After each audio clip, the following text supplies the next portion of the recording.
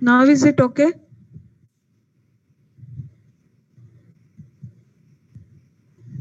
Okay, fine. So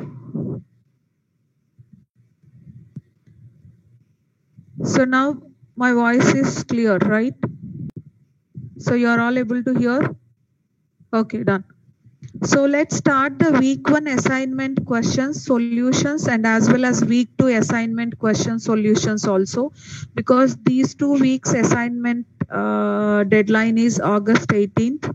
So after this class, your mentors will provide the assignment solutions to you, all of you, and make sure that everyone will submit the assignment within the deadline.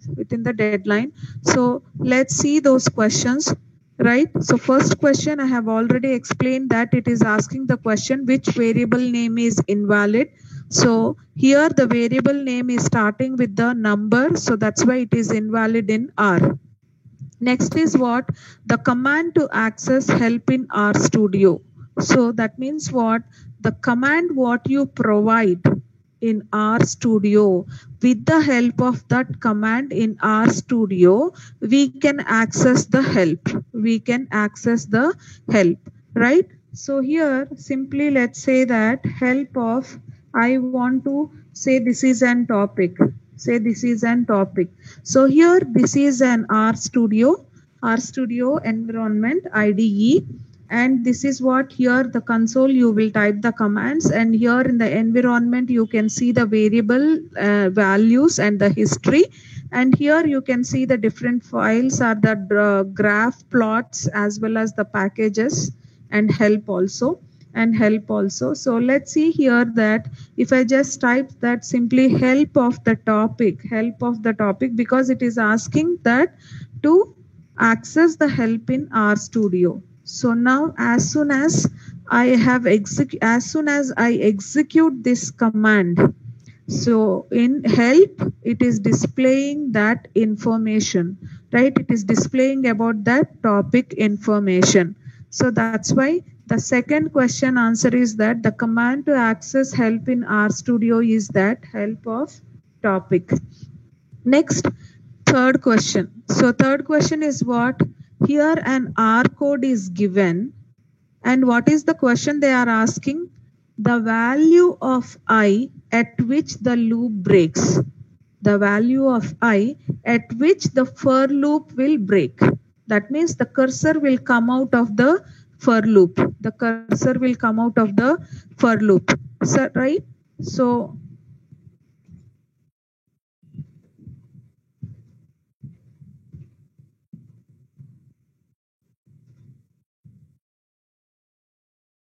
right, can anyone confirm in chat whatever I asked? Okay, fine. Thank you.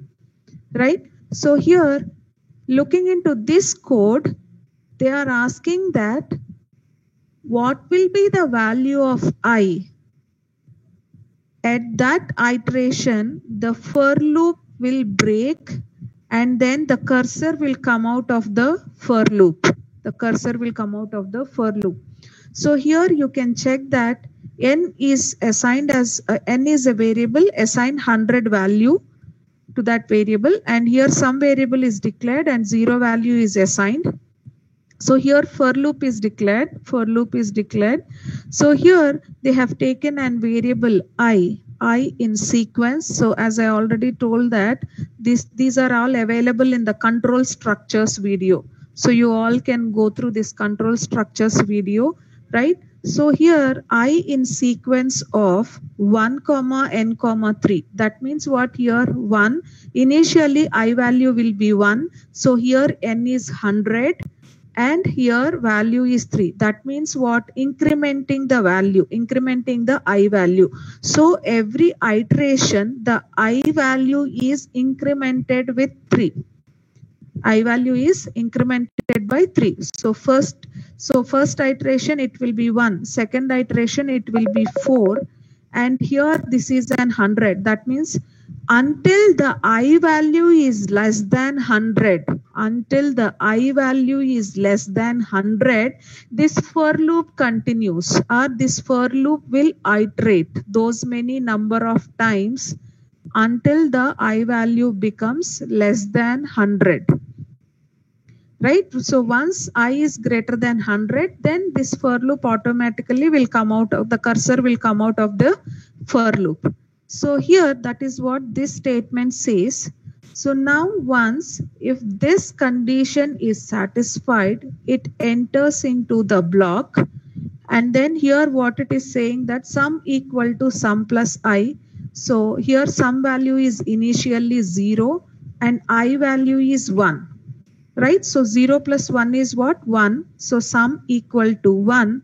So here it is going to print I value as well as the sum value. So initially I value is what? 1. And sum value is what? 1 for the first iteration.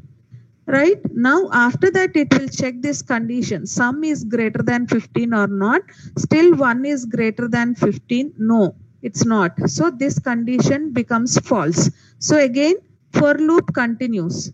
So here for the second iteration, I value becomes 4. I value becomes 4 and still 4 is less than 100. And here what? So sum value is what in first iteration? 1. And now I value is what? 4. 1 plus 4 is what? 5. So sum equal to 5. So in second iteration, it will print 4 comma 5. In second iteration, it will print 4 comma 5. And still 4 is not greater than 15. So this condition false. Again, the for loop continues. Right? So here again, next I value will be what? 4 plus 3, 7. It becomes 7. And here 7 plus some value is what in second iteration? 5. So 5 plus 7, it becomes 12. So it is going to print third iteration values. At third iteration 7 comma 12. 7 comma 12 and still some value 12 is not greater than 15. So this condition becomes false. For loop continues. Now I value in third iteration 7. So for the fourth iteration 7 plus 3, it becomes 10. It becomes 10. So now I value is 10 and in previous iteration some value is what? 12. So now 12 plus 10 is what? 22. So now what it will print? I value is 10. I value is 10 and some value is 22. Now this will check the condition. So 22 is greater than 15. So it is going to execute the break statement and it will come out of the for loop. So now at value I 10, the sum is 22. So break statement will be executed. So that's what the question is. With the help of this R code, what will be the value of I at which the break statement is executed? So at value of I 10, the sum becomes 22. So break statement will be executed. So that's why the answer is 10. Right? Is this clear? Is this clear? Yes, can anyone confirm? The third question answer is clear that how we got the answer? Yes? Is this clear or shall I? Okay, fine. Right? So it is clear. Next, fourth question. Fourth question, what it is asked? Select the library. In that library, right join function is available. You select the library that supports right join function in R. So dplyr is the library. In that library, right join, all the types of join functions are available in dplyr library in R. Right? So this is the fourth question. So here if you can just check it out in RStudio. You can check it out in RStudio, right? If you just see this dplyr package. So sorry, in packages.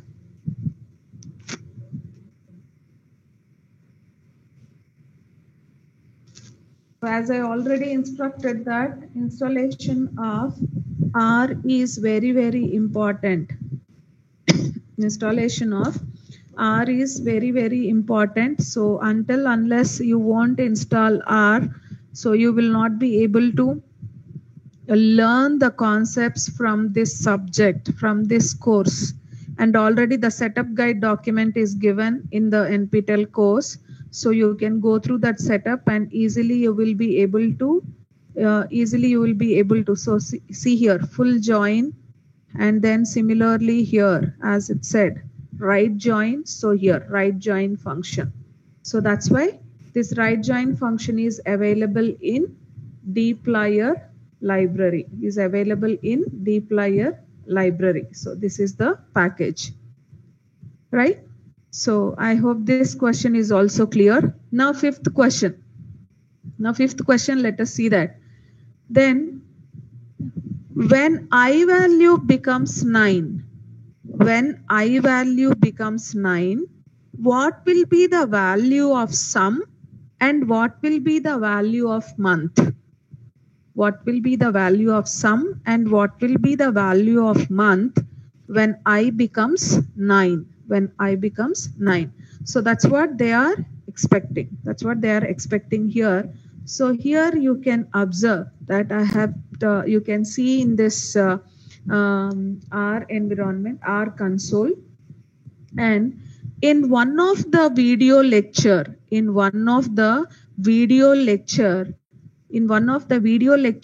they have mentioned that if you want to see the full name of the month, then you can type it as month.name. And you want to see only the first 3 letters of the month name, then you have an month.abb, right? So in one of the video lecture, they have clearly mentioned that if you want to see the name of the months, complete name, full name, then what command to be typed at console, and what command to be typed at console to get only the first 3 letters of the name of the month, right? So here this is nothing but month.abb. So this will give me what? The first 3 letters of the month name. So that's why it is mentioned like that. So now here, if you observe, so here in this code, what is happening? N value is 5, sum value is initially 0, and for loop is used. And here inside the for loop, what it is given? I value, it will iterate from 1 to 11. I value will, this iteration, this for loop will be executed till I value is 11. So that's why here the statement is written like that. I in 1 is to 11. That means what? 1 to 11 values are considered for this I value. And this for loop will be executed till the I value is 11. Once I value becomes 12, then it will not be. Cursor will come out of the for loop. Now what is happening here? Initially for the first iteration, sum value is 0 because sum value is 0. So I value is what for the first iteration? 1. I value is what here for the first iteration? It is 1, right? So now when this statement encounters, once the I value is 1, okay, fine, still the condition satisfies and it goes into the statement inside the for loop. Then sum value is what here? 0 plus I is what? 1. So 1 plus 2 is what? 3.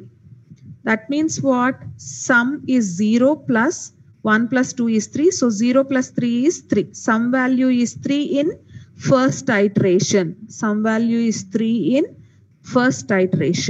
Now what I am printing? I am printing here month.abb. That means it is going to display only the first 3 letters of the month. And here they have given the code I plus 1. So I is what? 1 in the first iteration. So 1 plus 1 is what? 2. So month.abb of 2 means second month. That means second month is what? February. Sum value is what in first iteration? 0 plus 1 plus 2, that is 0 plus 3, 3. And next second iteration. So I value is 2. So here it is what? Sum value is 3 in first iteration. 3 plus 2 plus 2, 4. So 3 plus 4, 7. And this is 2 plus 1, 3. So March, and sum value is 7th. Similarly for the third iteration. So here I is 3. So 3 plus 2 is 5. And in second iteration, sum value is 7. So 7 plus 5 is 12. And here when it comes here, so what is the I value? I value is 3. So 3 plus 1, 4. So April month, and sum is 12. So like that, it will continue to execute the for loop until I value becomes 11. So this is an 11th iteration. At 11th iteration, the name of the month is December and sum value is 88. Now what they asked in the question? They asked in the question that when I value becomes 9, what is the value of sum and what is the value of month? So now here this is a 9th iteration. At 9th iteration, I value is 9, and what is the value of month? That is October. And what is the value of sum? That is 63. So the answer is October and 63. So the answer is October and 63. I hope this is clear. Is this clear? Is this question?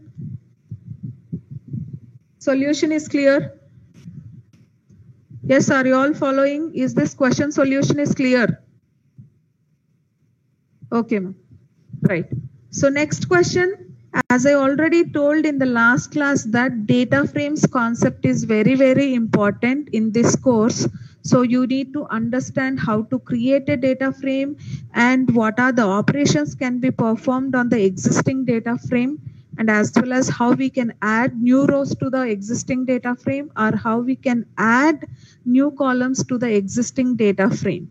So all those operations are very, very important. In this video lectures, they have given clearly that in data frames and as well as recasting and joining of data frames. So the other questions from 6th question onwards, all these questions are based on these concepts only. The data frames and recasting and joining of data frames. If you all have gone through these videos, then you will be able to understand whatever I am explaining the solution for the questions. Right? So here 6th question, what they asked, table 1, this is a table 1. Table 1 provides the scores of students in 3 subjects. So these are the students and these are the 3 subjects, and scores are provided for these 3 subjects of these students. Now what they're asking, create a data frame called students underscore scores out of table 1. So create a data frame as it resembles like table 1, Now once this is created, then in order to get the output as a table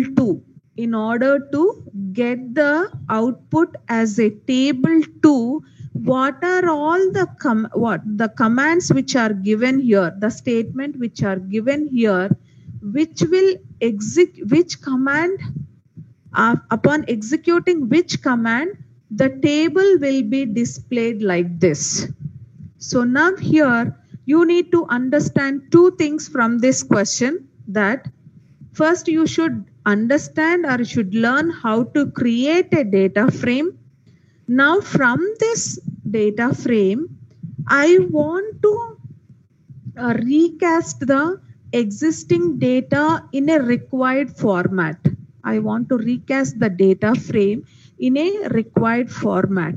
So in order to display the table 2 in this format from this data frame, then I need to understand the recasting concept given in this lecture. So that is with the melt and the cast, right? So, and two ways, as I already told, melt and cast, and another one is in one step in recast, right? So that's why here the melt command is used. And here now when you have to understand that which are considered as which are considered as identifier variables and which are considered as measurement variables. So here, if you understand, if the numerical values are there for a particular attributes, like these columns, right? These are the columns. So all these three columns are having an numeric values, whereas for this having a character values or a string. So here we will consider these as an identifier variables, and these are considered as an measurement variables. And clearly they have explained in the video lecture also that what are all the type of attributes are the columns you can consider as identifier variables and the measurement variables. So here the measurement variables are the subject names, mathematics, English, science, because it contains numerical values, and the identify variables which are considered as name here, only name here, because it contains a character values or a string, right? So now out of these commands, which command is correct to display the output in this table format, in the format of this table? Now I will show you first how to create a data frame, so that we will get the output like this. So now, in order to create a data frame, first you need to understand what are the vectors and what are the list. What is a vector? How do you create a vector? And what is a list? How you can add all these vectors into the list, right? So first what I have done. So first one is what? A vector called name equal to, so I have provided all these input values. And similarly, next another vector, second vector, mathematics name, and here I have provided the values. And here English, that is another vector, third vector, so I have provided the values for the English subject. And the science, fourth vector, so I have provided the values. Now what they told to create the data frame with the name students underscores. So that's why here I have given the a students underscores name, data frame name equal to, this is an syntax. If you go through the data frames lecture, then you will understand that this is the syntax. So how to create a data frame. So this is the data frame name equal to data dot frame of, what are all the vectors I want to include here? So name, mathematics, English, science. So name, mathematics, English, science. So now what? All these informations of vectors are added to the list, and now then in tabular format. So now that information is stored in students underscores data frame. Now what I will do, I will print students underscores data frame. So here you can understand clearly that name, mathematics, English, and science. So it resembles exactly like this, So now I want to, now this is then output. So which statement is used to get the correct output? So if you learn these concepts by looking into these options only, you will understand that which one is correct. If you remember the syntax, So let's type this. So here now press enter, right? So okay, fine. So I understood that. Where is that error? Now science. So here this is considered as the quotations. Okay, fine. The science and then close. Right? So with this command, with this melt of students dot students underscore scores, comma, id dot where's equal to C of name, comma, measure variables. So with this command, we can go through that again.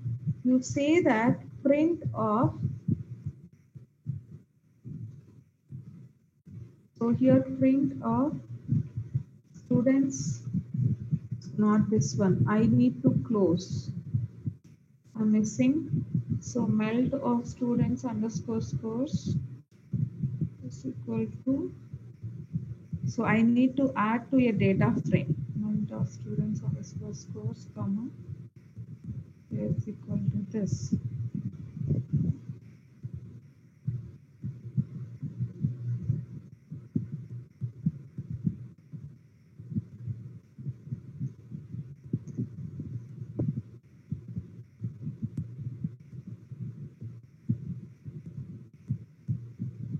So this is clearly closed, and this is also closed.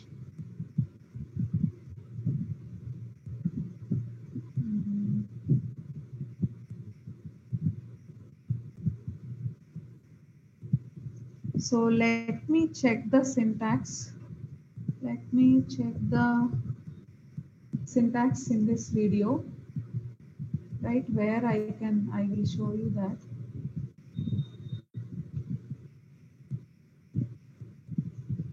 So when you play this, so here recasting, sorry. So here in recasting, so recast in two examples. So here,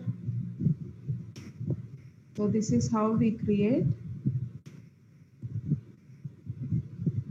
Yes, recasting, two steps, melt cast, right? Identifier, discrete type variables, measurements, numeric variables. So here, yes, I need to import library of reshape2. So I need to import library of reshape2. So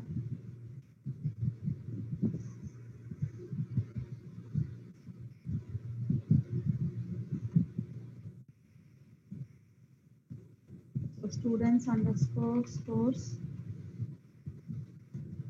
So let me check this.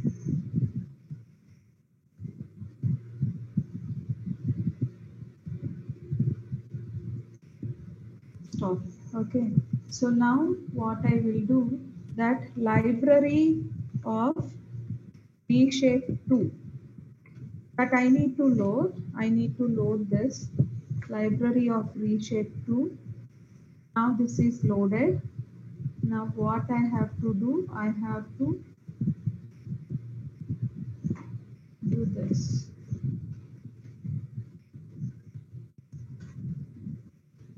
Now once I will reload, yes, so you can see this syntax, melt data frame name id.where's, and then measure.variables, variable name equal to this, value name equal to this. So you need to import this melt of whatever it is there, that you are going to type here. So melt of students underscores. So here this is correct. So now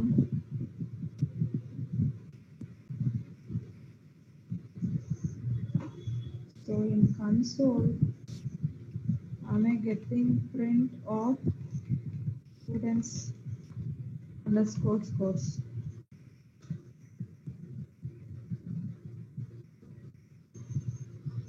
So melt of students underscores. First, let me stop this as I am getting this or not. Students underscore scores.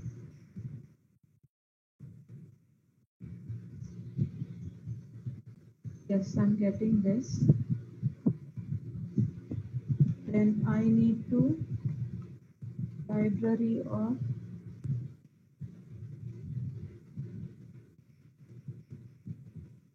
reshape 2.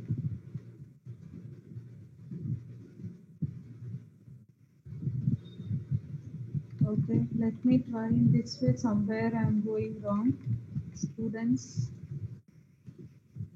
underscore scores, id dot s equal to c of, okay, I got it.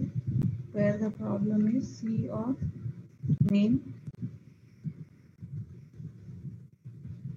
major dot where's equal to c of, okay, I missed it here. I missed here one quotation. Okay, fine, got it. So mathematics, English,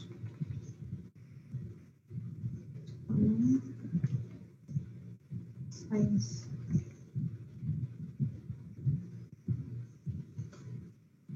Now, I got the output like this. See here, right? I got the required output. I got the required output. So this statement is correct. So this statement is correct, right? So you can just cross check that student name subject wise and the marks. So here you see student name subject wise mathematics marks, student name subject wise English marks, student name subject wise science and marks. So I got in the required format. I got in the required format, right? So is this clear? Yes, is this clear? You understood how we got the solution? Yes, you understood how you got the solution. Can anyone confirm? Yes? Are you all following how I got the output? Yes, anyone can respond? Okay, done. So now, next question. Next question is what here? Create a data frame with given vectors below. That means this is the rank, competitor, mark. Now store the data frame in the variable named athletics. And then now what they are asking the question, the command to add a new row to the data frame. So when we want to add a new row to the existing data frame, we will use rbind. When we want to add a new column to the existing data frame, we use cbind. We use cbind. So it's clearly there in the video lectures. If you go through those concepts, then you will be able to understand. You will be able to understand, right? So let me see that whether if I copy, no, quotations will differ. Okay, fine. So now here you can check that what it says. Rank equal to C of, so rank equal to C of 1, 2, 3, 1, 2, 3. This is vector. So now one vector is created. Next, after that, what? Competitor, right? So competitor equal to, so now I don't think I will be, because the quotations, yes, this is correct, right? Competitor. Now mark. Now mark, right? So now the three vectors are created. Now three vectors are created. Now what they ask, store the data frame in the variable named athletics, right? So now create a data frame called athletics equal to data dot frame of what? What order they are asking? What order they are asking? Rank, competitor, and mark. Rank, competitor, and mark. Okay, so now rank, comma, so here I can just see this competitor, comma, next mark. So here next mark. So now data frame is created. What I will do, print of athletics. Print of athletics. So, okay, fine. I have typed this thing, CE. I created like a CE name. Okay. So now, so this is E. Okay, fine. Now I got this data frame, rank, competitor, and mark. Now what they are asking, that add a new row to the data frame, existing data frame, athletics, that is this row. Rank equal to 4. That means fourth row. Fourth row, you have to add to the existing data frame called athletics. Now, in order to add a new row or extra row to the existing data frame, we will use rbind. Out of these three statements, these two are having an incorrect syntax. So these syntaxes are not correct. And for this one, rbind, this syntax is correct. Now using rbind, I am adding a new row to the athletics data frame and storing that into the data frame. So now you can check this. You can now check this athletics. So anyway, here this quotations got wrong. So here, right? So Asafa, right? Comma. So competitor, Asafa, comma. So here you can just understand this mark equal to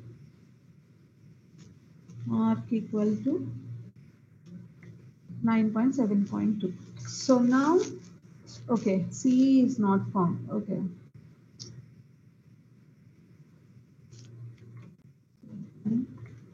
So E equal to rbind of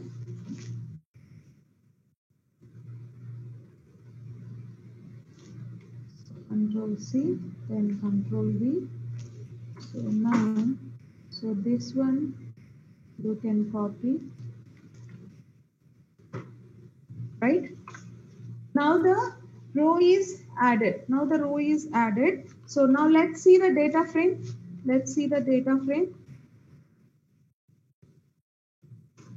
Now, can you see that? Fourth row is added as per that. So this is the correct syntax. And so like this, we got the answer. So this is the correct one. Now, is this clear? You're all following? Now this question answer is also clear. Right? They asked the question to add a new row to the existing data frame. So now, earlier there are 3 rows in this data frame, athletics, and now after adding the new row using the rbind in this data frame, you can see the 4 rows. This is a new row, right? So that is the question. Now, next is what here? Eighth question, what it says based on the question 7. Now, choose the correct command to add a new column to the data frame athletics with vector nationality, right? So now in order to add a new column, so now what we have to do, first we have to create a vector called nationality and store these values into the vector called nationality and then add that column to the data frame athletics. So how we add a new column to the data frame athletics? Using cbind. So out of all this is having an correct syntax. Remaining are not the correct syntax. So this is the correct syntax to add a new column to the existing data frame. In order to add a new column to the existing data frame, first we have to create a vector. And then execute this statement to add a new column to the existing data frame. So now let's see this. So this is what the nationality. So here what it says, nationality vector equal to what? Equal to C of, so equal to C of vector. You use these, you store these values.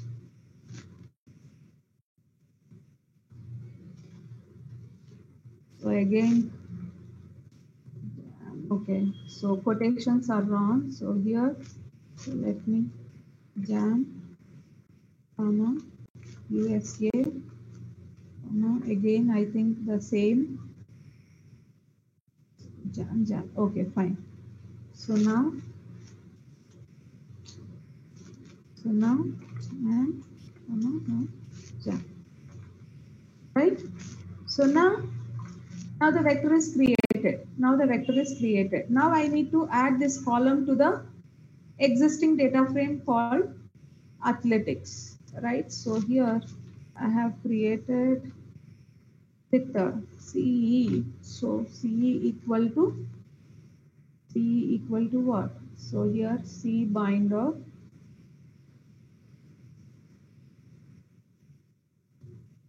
So here C binder this, comma, C bind is missed. Okay.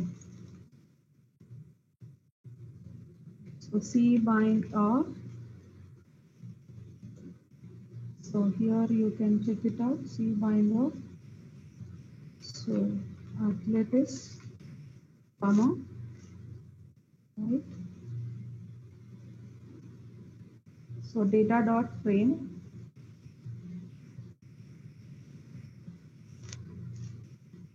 I think so. This will also create. So here again. So the quotations are speaking in another letters. Okay, fine. So let me use this. Let me use this. So Control V. Right. So here now let's execute that.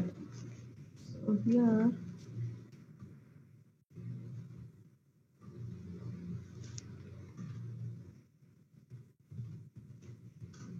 Now can you see that this new column is also added to the existing data frame called athletics. So earlier there were only 3 columns. Now the 4th column is also added to this existing data frame by creating a vector. That is the first step. After that, using the C bind, we can add a new column to the existing data frame. We can add a new column to the existing data frame. I hope this question solution is also clear, right? Yes, this question is also clear. How we got the solution? Yes, is it clear? Is it clear how we got the solution? Okay, so next is what? 9th question. So what is the correct way to extract all elements, for which mark is less than 9.69 using the subset command, right? So now here what they are saying that now this is the data frame, athletics data frame. Now from this data frame, I want to extract the subset of information, and that information should be what? The athlete who is having a mark less than 9.69. The athlete who is having a mark less than 9.69. So if you execute this subset of athletics, that is the data frame athletics, under that the column variable name is what? Mark, and less than 9.69, right? So then you will be getting what result you will be getting. So here less than 9.69 means you will be able to get the first row and the third row. So first row, Hussein, here the mark is less than 9.69, and the third row here, Johan, and the value is less than 9.69. So these two records will be displayed as a output in the subset, and whereas these syntaxes are not correct, see here itself greater than, so some answers we can find out, we can identify if we think logically. So here they are saying less than 9.69. So out of these four options, here greater than 9.69 is given. So this option is ruled out. And whereas here it is also greater than 9.69. So this option is also ruled out. And then if you think here, if you observe here, there is no such condition mentioned in this option. So this is also ruled out. So clearly what is left? So this one. So definitely this one we will get the answer. Remember, when the options are given like this, you can choose only one option. But when the checkboxes are mentioned, then you need to be very careful because there are multiple answers for that question. There are multiple answers for that question. So for that purpose, if anywhere the multi-selection is given, then you need to be more attentive to go through all the options. So now this option is correct to get the answer. Now, how you get this? In recasting and joining data frames. In recasting and joining data frames, you have that answer to get the subset. If you go through that video, then you will be able to understand that how you are going to get this first row and third row as a subset with the required information. Now, 10th question. What it says, which of the following defined functions will return the output as 9.37? Then, of course, you have to calculate this manually when you are appearing for the exam. You cannot execute the code like this. So you have to calculate manually. So this one, it is an power. So here double star is given. Then this is an power, A into C to the power of 0.5. So now here, so this is an function name, func and multi. This is an function name. And here, passing a 3 variables to this function inside the, so what is the task of this function? Calculating a result, that is A into B into 0.5 plus A into C to the power of 0.5. So if you just let's assume that the, so here we are this one.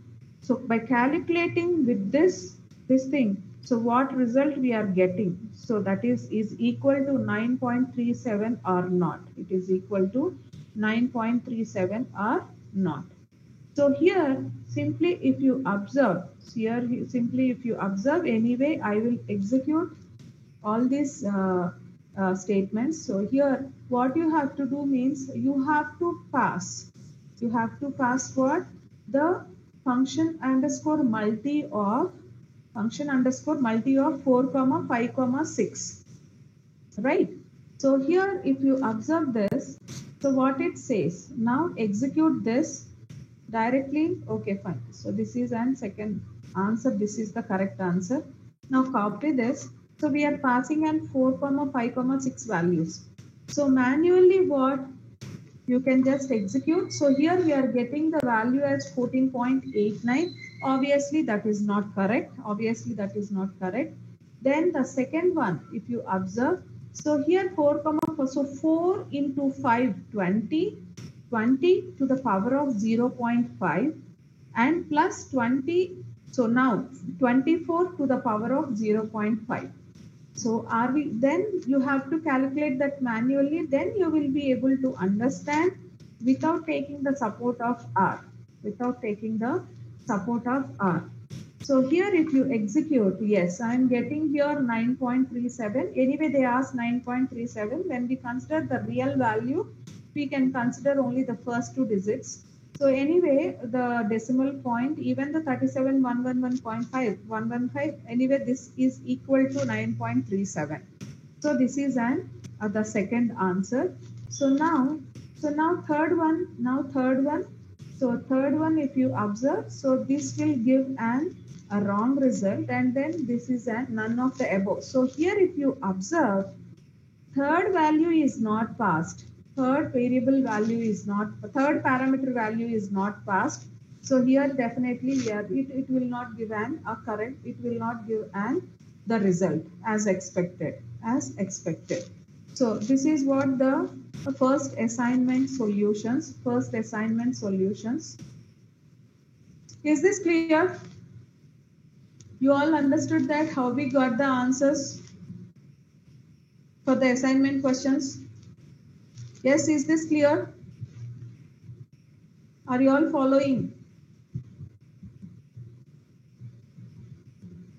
Yes or no? Yes or no? Yes. I'm always getting only from 20 BD 5A0 501. That means only one student is listening. Okay, fine. Now, in this week 2 assignment 2, so this week 2 video lectures are completely related to the mathematical concepts called linear algebra, right?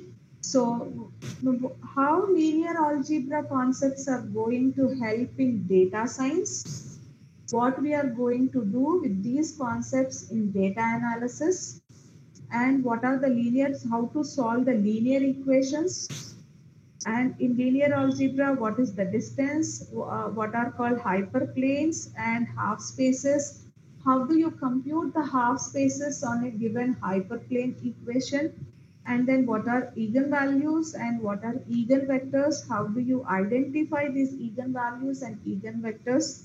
So this complete week 2 video lectures are provided to learn these concepts, and you must all go through these videos and need to listen, and you have to understand. Then only you will be able to solve these assignment questions, and also you will be able to solve the practice assignment. You'll be able to solve the practice assignment. All right. So here the first question what they asked. Anyway, I will take the 10 minutes time to finish this, because all these questions are related to mathematics. All these questions are related to mathematics concepts only. So you all have studied in 10th and plus 2 standard, even in BTech first year also you have studied all these mathematics concepts. So definitely you will be able to understand that what they are asking and how we can solve. So we can solve using the R code for these questions, as well as mathematically also we can solve these questions. So my suggestion is that at the time of exam, you have to solve these questions manually. That is the mathematics questions. So better to learn manually that how we can solve these questions. But anyway, I will tell you the R code also, that how we can use to find out the rank or eigenvalues or the eigenvectors, right? So the first question is what? Consider a data matrix. Consider a data matrix.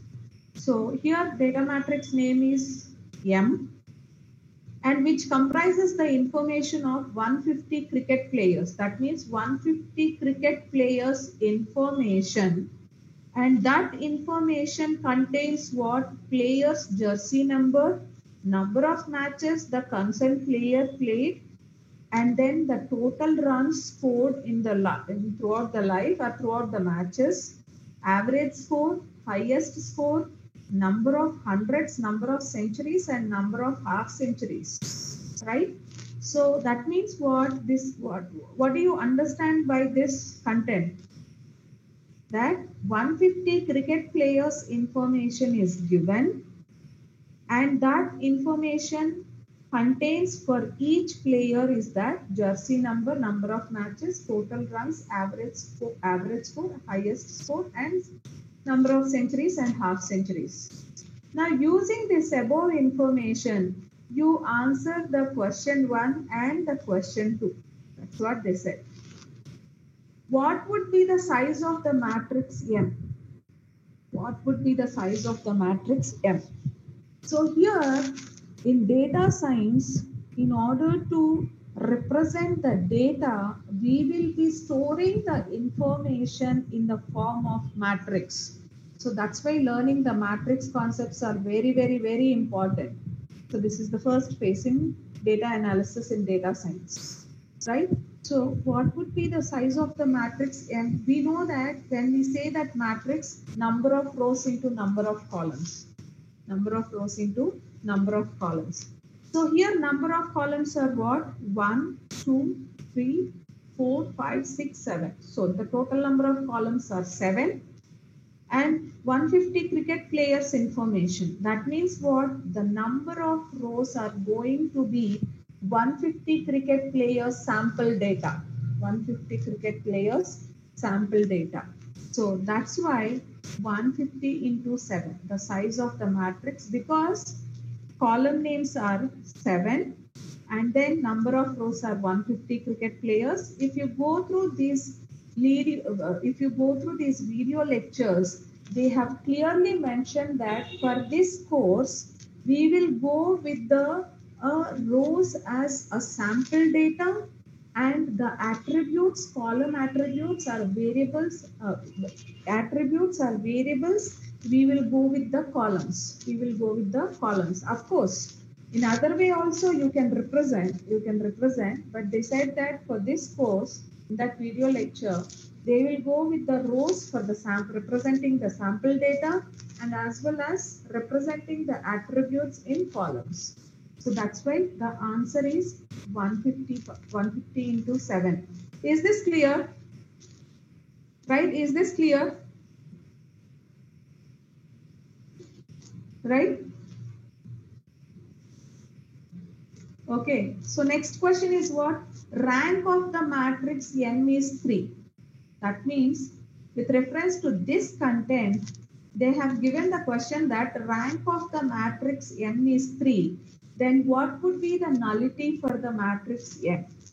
So here nullity, you have to calculate nullity. So how can you calculate the nullity? Nullity equal to columns minus rank. Then you will get the nullity. If you go through the video lectures, then I don't need to tell you all these things, right? So nullity equal to columns minus rank. So here columns minus rank means, so what is the total number of columns? 7.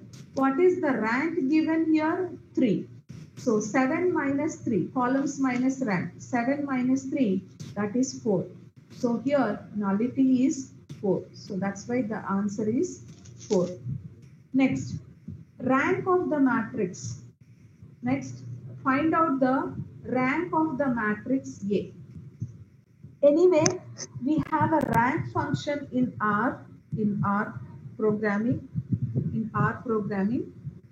but using that also we can find out, but at the time of exam you cannot do those things. So how do you find the rank? If you all recollect that information, we will see that are there any linear dependency on rows or columns? So these are the rows and these are the columns. We will see that any column is dependent on another column or any row is dependent on another row. If so, and one more thing is that, so whenever rank is asked, now this is an 5 by 5 matrix. So rank won't be greater than 5. Rank won't be greater than 5. Rank will be definitely less than equal to 5. So that is one logic you need to understand. So now here, how do we understand the rank is 5 or less than 5? As I said that any columns are dependent or any rows are dependent. Any columns, if you see, not dependent because the values are different. It's not multiples of or it's not division of, whatever it is, it's not. But if you see the rows, so this row 1, 4, 3, 5, 6 and this row, no, somewhere like, there is no such connectivity that all values are different, no. So here 86510, so somewhere if you see from above 2 rows, nothing is. But if you see here coming to the 4th row, yes, there is a linear dependency. How? First row and second row. So first row multiple of 2 is the fourth row values. First row multiples of 2 is the fourth row values. So 1 into 2, 2, 4 into 2, 8, 3 into 2, 6, 5 into 2, 10, 6 into 2, 12. So multiples of 2 of first row will give the fourth row value. So definitely linear dependency is there. So now this one, it's not nowhere dependent. So that's why rank is 4. Because why? Out of these two rows, one will be striped off, then remaining are not dependent. All rows are independent. So that's why the rank is 4. That's why the rank is 4. Right? Is this clear? Yes, is this clear? Are you all following? Yes? Is this clear or not?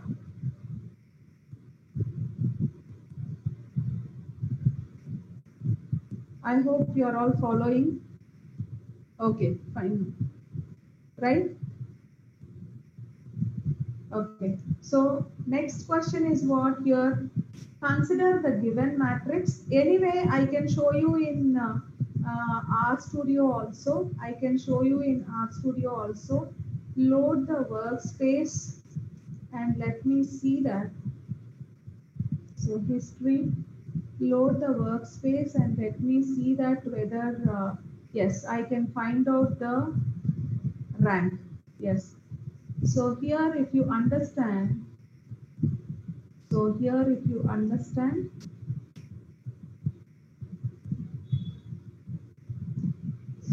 to the console and one statement at a time I can see. To the console, right? Next to the console, and then next to the console, and then next to the. So here with this, I can get an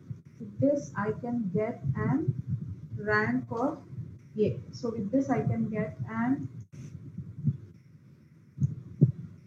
So that like this. Okay.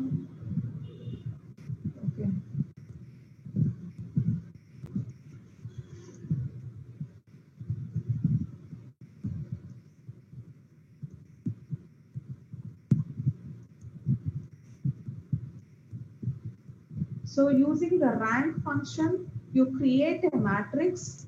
Then using the rank function, you have to load the library called Pragma library. And after loading that Pragma library, then you can find out the rank. But at the time of exam, we cannot do all these things because such access will not be given. So you have to find out manually. So even for the eigenvalues, how will you find out the eigenvalues? Right? So here with this matrix, if you remember those concepts,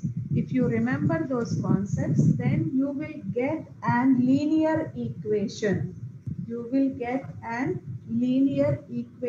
From this matrix, and with the help of that linear equation, we are going to find out the factors. Now those factors are nothing but the eigenvalues for this given matrix.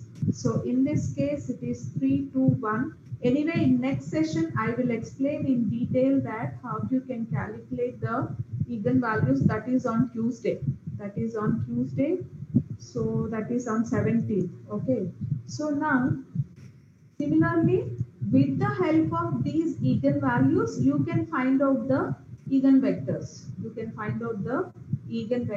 And for how you can say that the given vectors are orthogonal, and how you can say that which half space is of the hyperplane. And these questions are theoretical questions, but for these theoretical questions also I will explain with the proof so that we can say that this answer is correct. Right? Yes, is this clear? Yes, are you all following? Is this clear?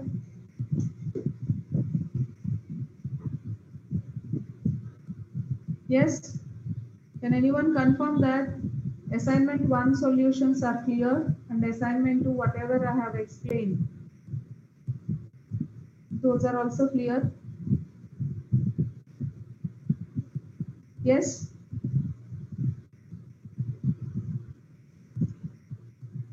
So in next class, I will continue with the week 2 assignment solutions, as well as what are all the topics you can learn from the week 3 video lectures. And again on next Friday, I will explain the week 3 assignment solutions also. But unless until you don't go through all the video lectures, then you will not be able to understand. Then you will be able to solve all the practice assignment questions as well as the assignment solutions also. Right? Is this clear?